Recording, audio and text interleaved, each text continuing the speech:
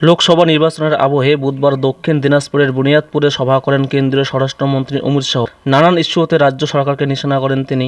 প্রধানমন্ত্রীর মতো কেন্দ্রীয় স্বরাষ্ট্রমন্ত্রীও সন্দেশখালী ইস্যু নিয়ে সুর চড়ান।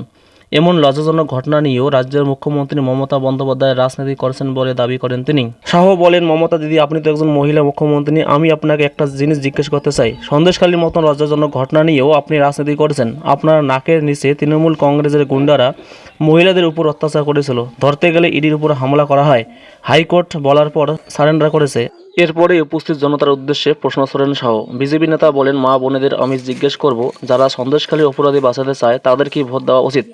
আজকের সভা থেকে ভূপতিনগরে এনআইএর উপর হওয়া হামলার ঘটনা নিয়েও সরব হন কেন্দ্রীয় স্বরাষ্ট্রমন্ত্রী। এরপর সভায় উপস্থিত জনতাকে আশ্বস্ত করে বিজেপি নেতা বলেন, কেউ চিন্তা করবেন না, হাইকোর্টের তরফ থেকে এনআইএর তদন্তের নির্দেশ দেওয়া হয়েছে, সবাইকে উল্টো বুঝিয়ে সোজা করা হবে। এদিন সাধারণ মানুষের উদ্দেশ্যে আর্জি করে শাহ বলেন, এত আগে বোতাম টিপবেন যাতে কলকাতায় মমতা দিদির গায়ে কারেন্ট লাগে।